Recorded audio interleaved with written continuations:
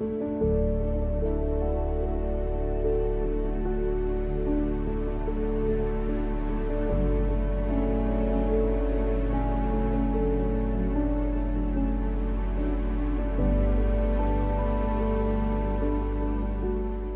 I mean, I want to thank you so much for just spending this time with me. I know you're busy and everything, but just to have the opportunity to sit and talk with you for a few minutes is always welcome. Well, thank you. I appreciate that.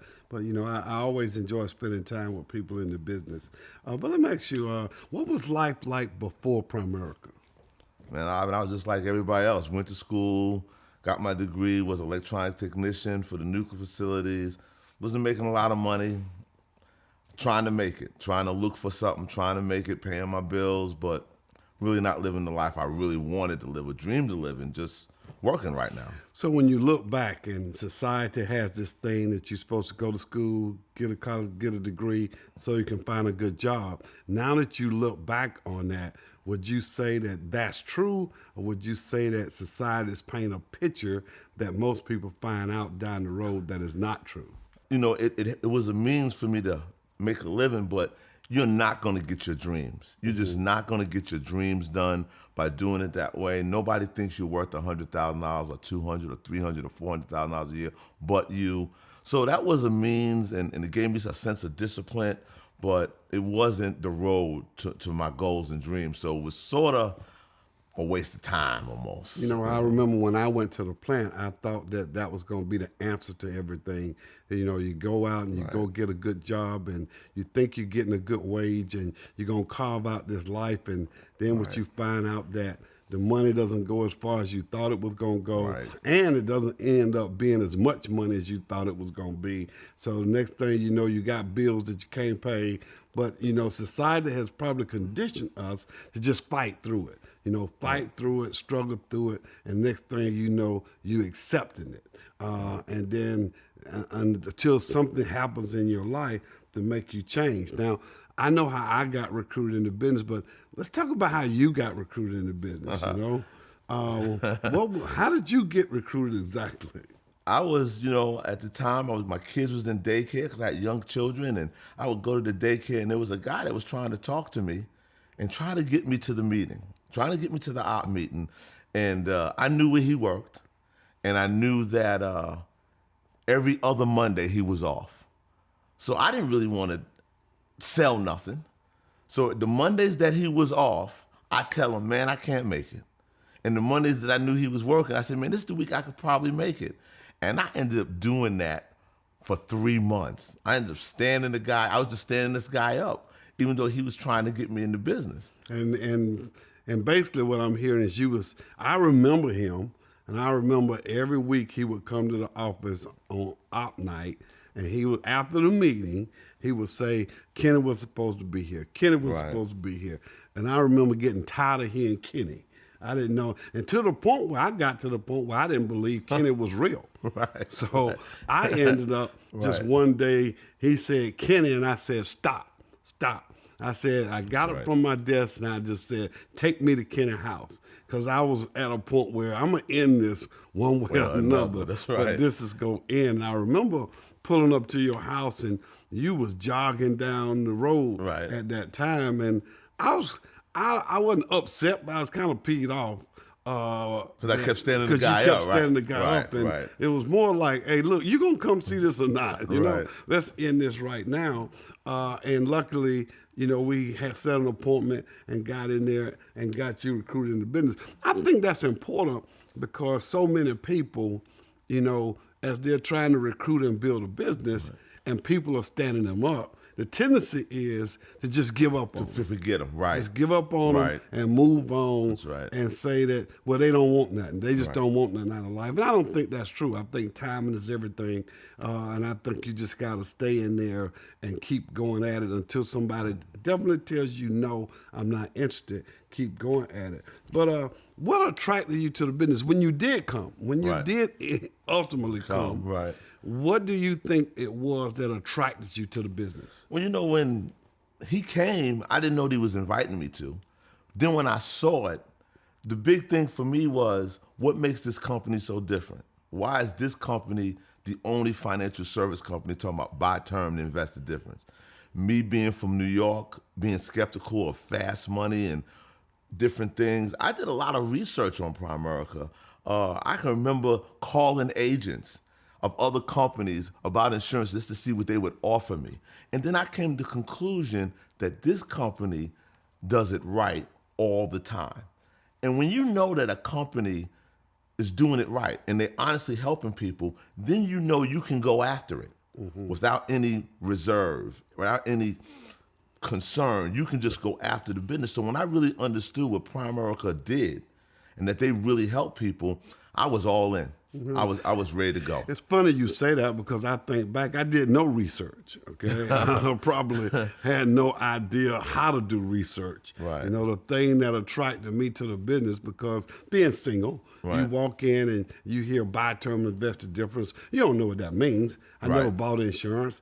I wasn't making enough money to invest. Right. It wasn't to invest the difference. I wasn't making enough money to invest what I had. Right. You know, so Right. I knew nothing about investments, but it captured me. And then the fact that if you go help one family, you can make a significant amount of money. I was like, whoa, now that's a deal. That's different. And I was at a point where I needed extra money. And that's what really attracted me to the business. And I really came just to see whether it was real or not. You know, I think so many times people think that you enter Primerica with this big dream. Right. And I think back and I was like, I didn't have a big dream. I knew nothing about being a regional vice president. I wasn't thinking I could make $100,000 a year or change my life. What I was thinking was, if my job laid me off, What would you do? then this was some money that could tide me over without me going bankrupt if my job laid me off, and I think that's significant. Yeah, but you know, even after I did all the research, I didn't know if it was going to pay, like y'all had showed it to me. Right. And I was coming. I said, "Well, listen," because I remember you sat down with me and my wife, and you sort of put me in a position like, "Well, do you want more?" And I couldn't say I didn't want more in front of her. So I was like, "Let me go see if this works." And I remember I was going to make enough money to buy a bass boat. And after I made enough money to get the boat, I was going to quit. And I worked, and I did. And I worked, and I worked. And after I made the money, I didn't buy the bass boat and kept working, but I saw the money I could make. And then it was like, how could I turn this into a career? How could I leave my job? How could I make some real money? That became the focus. And, you know, being honest with you as my leader and sort of exposing me to things, and that all snowballed to lock me in to really go for this the way I felt. Because I remember times we would just get together and get in the car and just ride around neighborhoods and look at houses. Right. And just kind of think about what would it be like to live in a house like that. Was that even possible? And it's different for you because not being from Columbia, you know, you had to do some creative things to create a market. So when you think about not being from here, you think back now, what are those things that you did to get started that most people probably don't do? You know, when you came to my house and I was ready to do the business, I remember I only had 7 names on my top 25 list because I'm from New York City, didn't grow up here, had no family here. So I knew you was going to go through those names quick, and you wasn't going to waste your time if I didn't have a market or I had no place to take you.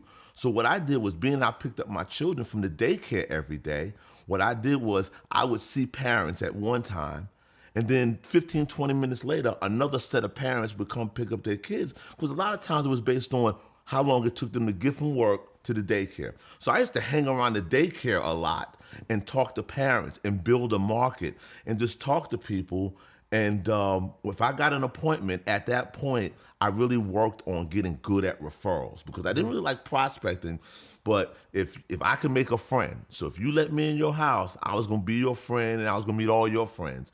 And that was the way I started the business, because I didn't have a market. So I had to create that. And then you look back and that caused you to build a business. Right. That caused you to put a team together. Right. And ultimately, you became a regional vice president. Right. When do you really think you bought into that you could be a regional vice president? it's a shame to say, but when it got a little tough, when I wanted the business and I had to get to a point where I had to look in the mirror and say, Ken, you know what? It ain't happening because of you. Ain't got to do with your kids, the business, your spouse, your environment. It's you. And when you get to that point, you just make a decision. I'm going to improve me. I'm going to get me right because I can be right. Because you look at competition scoreboard, you see it. You see people all across the country winning. So you're saying, okay, they winning, why I'm not winning? I'm the common factor. So when I saw that and I saw other people's lives, I saw people like Rob Davis shoot past me, I realized I'm the problem. And I could be just like him. I could just be like any other RVP. And that's where I really started getting serious about the business and sort of going for it. So when you think about the RVP experience, Right. because I think everybody has, I think there are really two RVP experiences. I think number one is the perception of what the RVP experience is. And then I think then there's reality of what the RVP experience is. And most people don't live that or find out about it until they're actually living it. So when you think back on becoming a regional vice president, what that initial experience was, and then as you matured, what you found out it really was, what do you think that is? I think initially you're just trying to make money. You're just trying to make money and have a business and have some freedom. But then as you start growing and you start building a business, yes, the money and the freedom, but now you start developing other people. You start developing a team. You start developing other leaders. You start being able to impact other people and see other people in your business become successful. And then you start to really grasp of going to other levels. You start grasping, man, I could be an SVP and an NSD. That's when those things, but initially you're just trying to make money, keep everything intact, and have some freedom and work towards a good life. But then you start seeing there's other things that can come in there that you enjoy also as far as building a business. Yeah, because when I think back on my career, it was probably different because I came into business single. I became a regional vice president, still single, no kids. Right. I came from $1,000 a month take home pay. I become a regional vice president. I'm a single person. Now I'm end up making $4,000 or $5,000 a month, and life was good. So when you say searching for that good life, that good life can be different for different people. Different people all the time. But in the Primerica environment, sometimes the peer pressure of you gotta be exploding and winning big before people think you are being successful. I was successful at $50,000. I was successful at $100,000. Right. But what made me probably go to the next level was the environment, stretching, getting around other leaders that were doing more, which kind of builds the belief that you can do more. Exactly and then I always say you can't go to the next level until you develop a dissatisfaction for the level that you already at. That's right. And sometimes that takes time because as people progress and move on, things are different. So when you think about it, what is life like now? I mean, now that what is life like now compared to when you walked in the door? It's incredible. For me right now, it's incredible. I mean, the last year for me, going over 200,000, becoming an SVP, all my kids are grown and gone, so it's just me and Wanda. So being able to save money, just built my dream home on the golf course, traveling. It is, you used to always tell us, Ken, I'm telling you, it's 10 times better than you could ever imagine. And, I never really understood what that meant, but, I used to always hear you say it.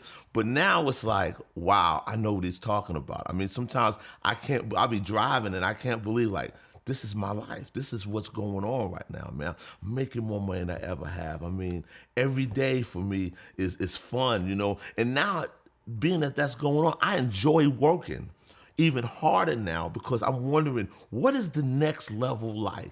What could it really be like? I mean, I'm loving it now, but man, could it be that much better? So it's incredible right now for me. And I know for me, when I reached those levels, the thing that probably hit me more than anything else is those times when you went through and you almost quit.